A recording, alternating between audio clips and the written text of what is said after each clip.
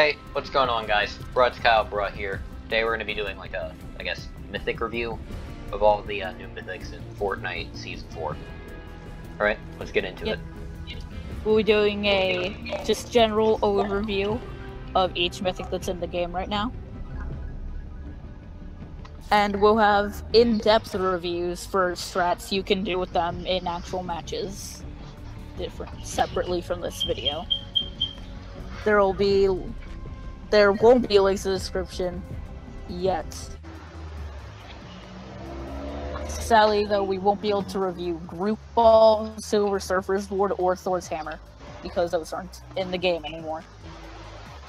Alright, so it is spawned in, I guess, over right by Weeping Woods. The first thing we'll try and do is kill Wolverine, see if we can get his claws.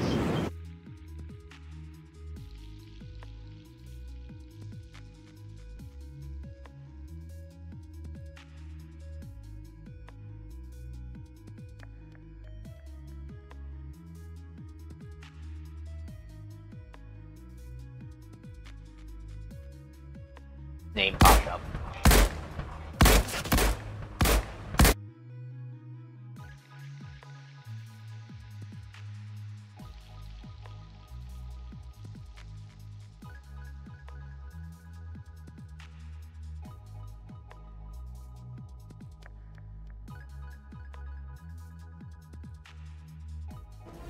Alright, so Wolverine's claws allow you to do a couple things. You can do an air dash and cover serious distance. While you're doing air dash, you can spin attack.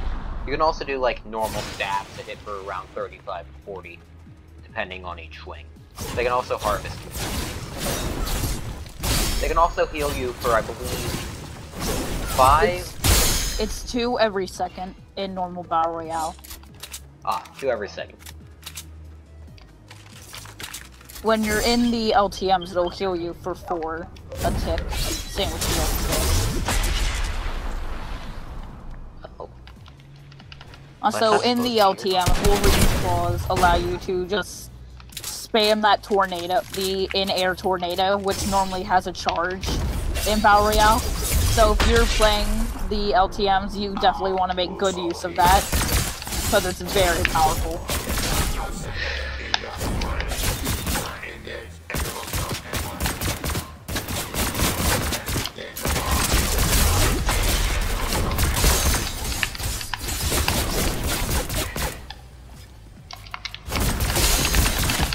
Ah, I got you. Damn it.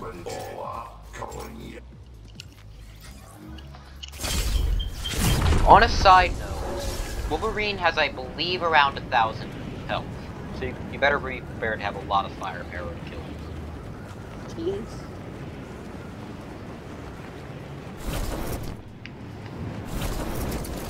Although I know this may sound a little weird, but I think his health might change depending if you're on solos, duos, or squads. Because whenever I've seen him in solos or duos, he's been a piece of cake. But in squads, whenever I've seen him, I've had difficulty taking him down.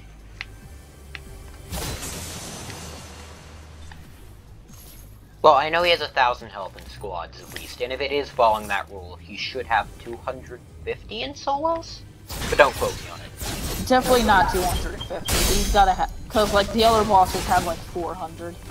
Okay, let's say he has around 500. That's fair. Sounds fair. Reasonable.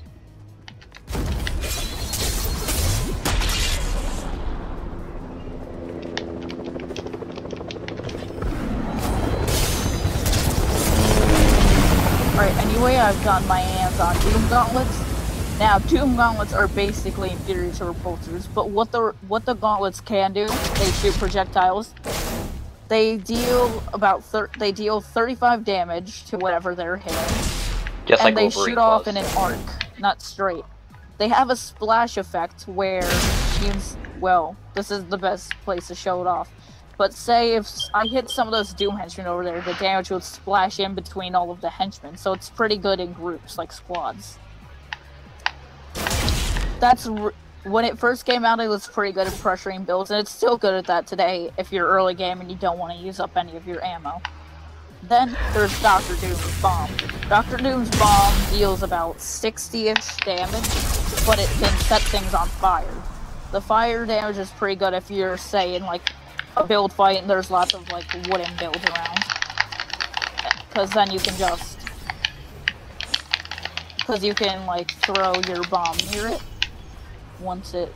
You can throw your bomb near it and set all the wooden builds on fire. And even destroy most of them.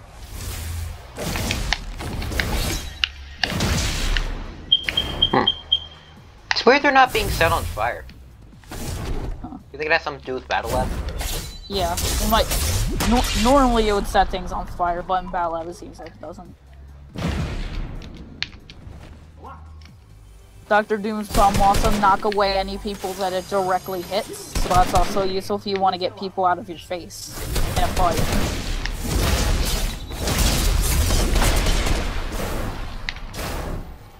Anyway, let's head over and get Iron Man stuff. Also, Doom's Gauntlets do have a boost jump that takes about 10-ish seconds to recharge. All it does is give you a bit of extra area movement, but in something like a build fight, you could easily... I think I run faster with it. Yeah, Wolverine's claws also make you run faster.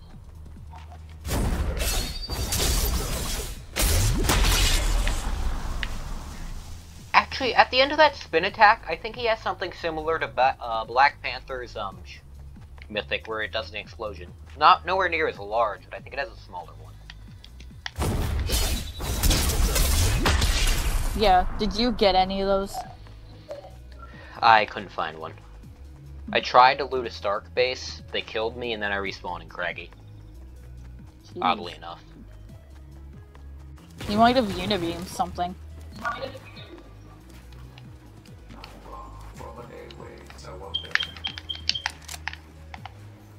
Oh, that. Ryan, all these like holes in the fence right there are from your builds. Yeah, no, I don't mean those. I mean the actual hole in the side of the building there. Oh, it's Stark robots. See right there, like there's Stark robots out of the thing, yeah, breaking stuff.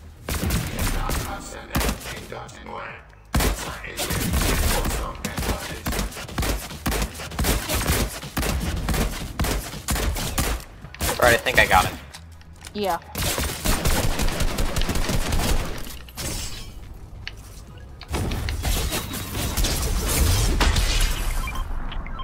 Not keep on.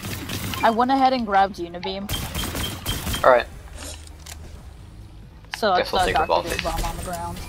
Because I'm recording, I guess I'll go over Repulsors first. The Repulsors are very similar to the Dr. Doom's Arcane Gauntlets, as in they give a jump boost and they shoot. However, Iron Man shoot almost perfectly straight, and you can jump much higher and farther than the Iron Man Gauntlets. Plus, they also have a aimbot thing where they'll lock onto your target, so you don't have to be perfectly aiming on them. So, overall, the Repulsors, while they do deal a bit less damage, they are far more useful to have. Unibeam is something you definitely want to watch out for if an enemy has it, because it almost can act like a sniper, where no matter how far away from it, as long as there's no builds in front of you, it can hit you. But as you see, let's give an example of that try and shoot. It'll pass through builds as well. It passes through about like 3-ish layers of builds, like max. And if you're somehow in a stance where there are a line of players, so Unibeam can hit every single player in a line. So Unibeam is very deadly and something you very much so want to watch out for. But also has its uses. It obviously have its uses where, say, if there's a team healing up in a box, you can Unibeam through the walls of the box. Or, if you have Unibeam and Mystical Bomb, that's something you could combo, destroying some of their builds with the bomb, and then destroying the rest of them with Unibeam to shred through any of their defenses. Unibeam is also very much so easier to combo with things like a shotgun, because the Unibeam will deal 90, meaning you can hit someone and then when they're low, sneak in with a golden pump and then just finish them off. And while we're at Stark Industries, we might as well go over some of the best drop spots. Like, for example, there's a chest always in that place down there. However, the absolute best would be this balcony right here.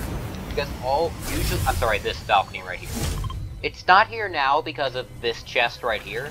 Because of battle However, lab. in normal conditions, there is like a Stark chest here that usually has a purple pump or burst, or sometimes both. So you Yeah, it'll have 2 guns in it. yeah. It contains from a blue pump, a blue burst, to a gold version of those. And it can also have purple and gold revolvers in it. More or less. There is also sometimes a spawn for a Stark chest right there inside of the garage, but not always. So be wary of that. The garage right there always has a Stark chest in it.